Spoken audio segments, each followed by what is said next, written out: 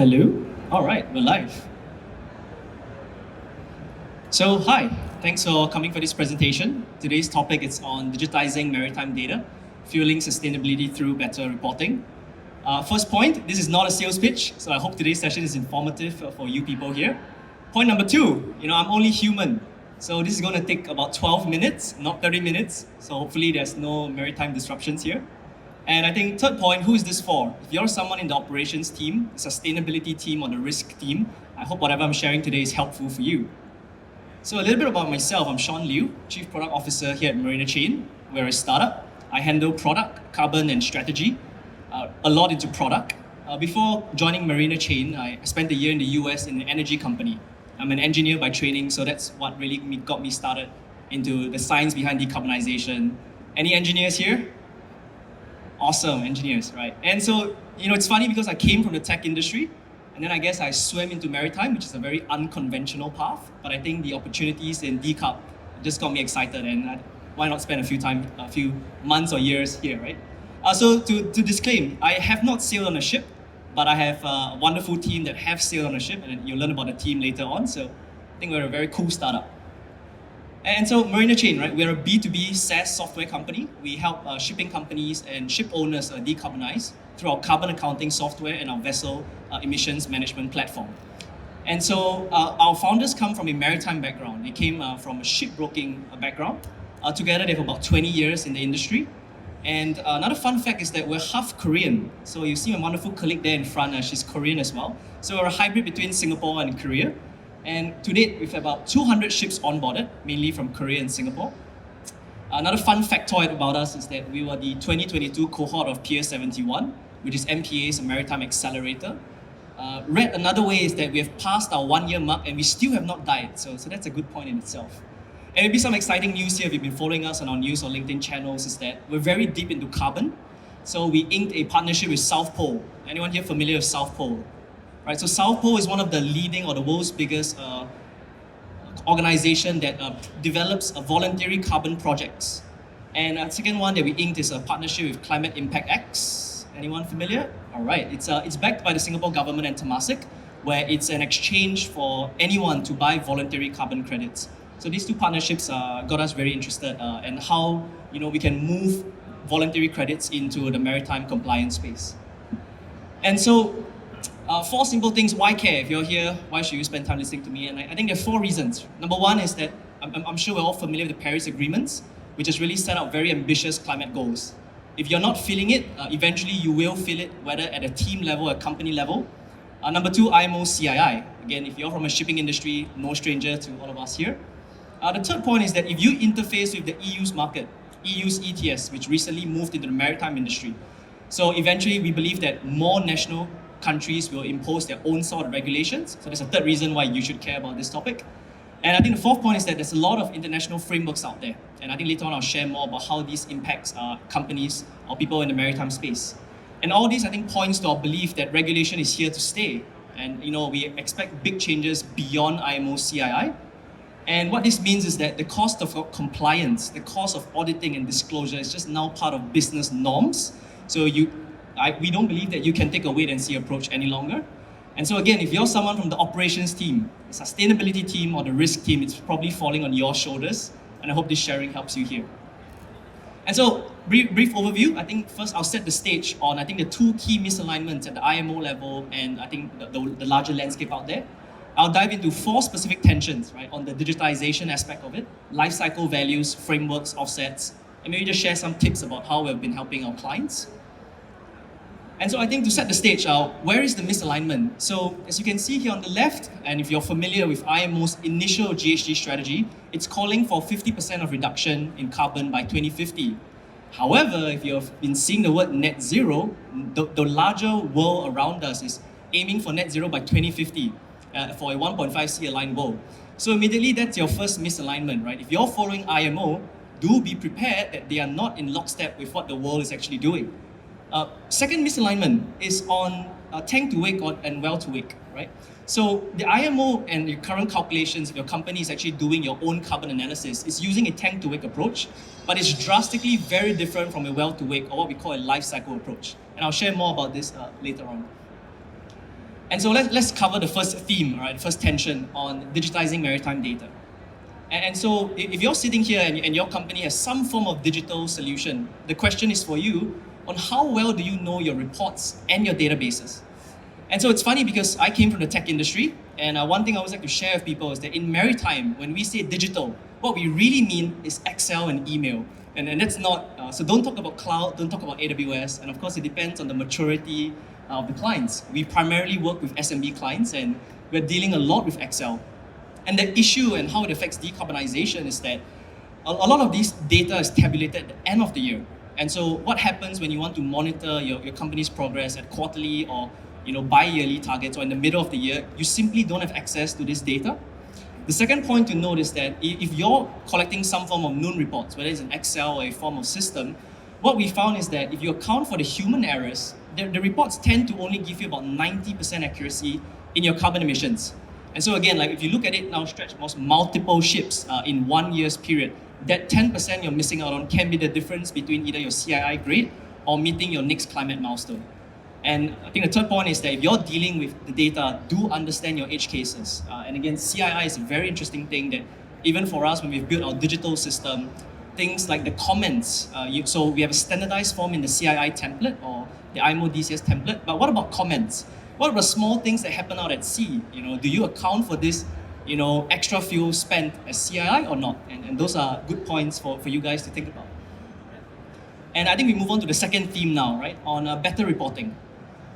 So this is an interesting table right here, if you can see it. It's found on our website. So what we essentially done and what you're seeing here is that we sampled and looked through 80 of the maritime companies out there. We mined through their sustainability reports and their annual reports. And we basically outlined the disclosures or the standards that they're following, right? You can see here it's on GHG protocol, which is actually the leading way to account for carbon for your scope 1 to 3. And there's an ISO equivalent of it. And so obviously Maersk is leading the pack here in terms of disclosure and frameworks. But what's interesting for the people here to take note of is on the right where you have your scope 1 to 3 disclosures, but over here on GHG protocol. So again, GHG protocol is the de facto standard of how you account for your scope 1 to 3 emissions. And what's interesting here is that if your company has a scope 1 disclosure, do find out whether it's being done the right way. Because in this climate of regulation, I can tell you straight up that if it's not compiled according to the GHG protocol, it's not going to hold its weight.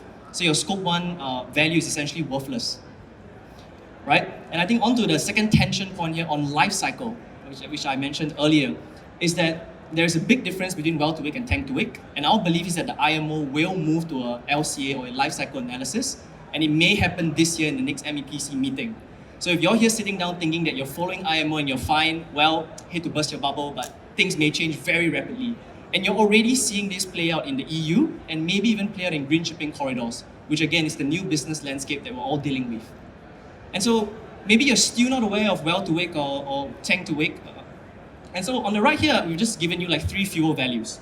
HFO and MGO are the fuel that we're all familiar with, and LNG is below, is what is called the low carbon or alternative. But what's interesting is that on your first column, you will see the tank-to-wake basis, right? And it is true that LNG is less pollutive than MGO and HFO.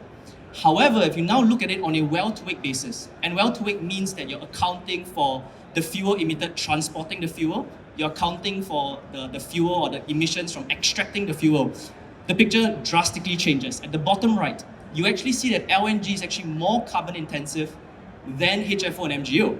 So again, like zoom back out and look at our global ambition to decarbonize. You're already off to the wrong track.